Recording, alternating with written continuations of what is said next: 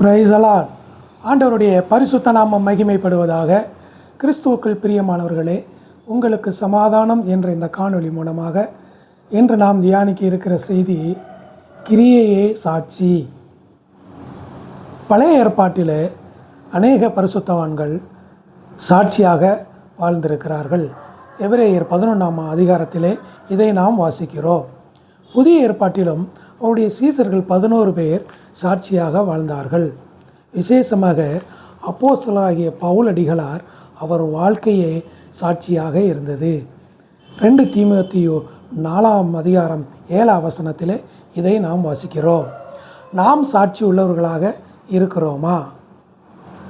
கர்த்தராகிய இயேசு கிறிஸ்து தம்மை குறித்து ஒரு சாட்சியை சொல்கிறார்.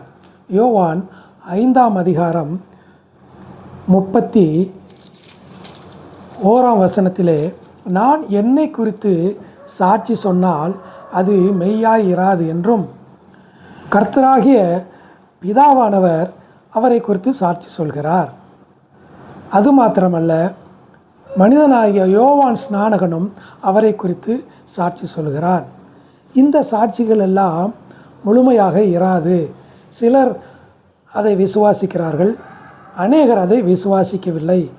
இந்த சாட்சிகளை எல்லாவற்றையும் பார்க்கிலும் மேன்மையான சாட்சி எனக்கு ஒன்று உண்டு என்று 36ஆம் வசனத்திலே இயேசு கிறிஸ்து இப்படி சொல்லுகிறார். யோவானுடைய சாட்சியை பார்க்கிலும் மேன்மையான சாட்சி எனக்கு உண்டு.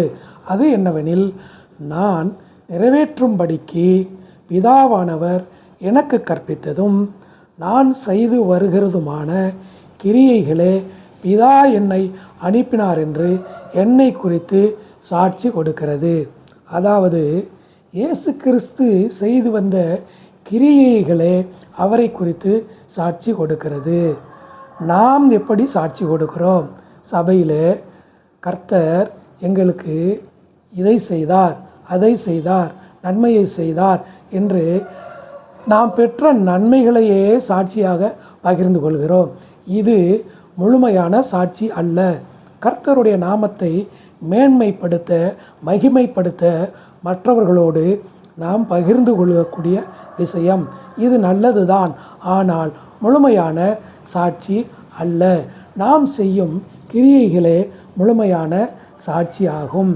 மத்தேயு 5:16 உங்கள் கிரியைகளை கண்டு பரலோகத்தில் இருக்கும் உங்கள் பிதாவை மகிமைப்படுத்துவார்கள், மற்றவர்கள் மகிமைப்படுத்துவார்கள். இதுவே நம்முடைய சாட்சி. ஆமென். அல்லேலூயா.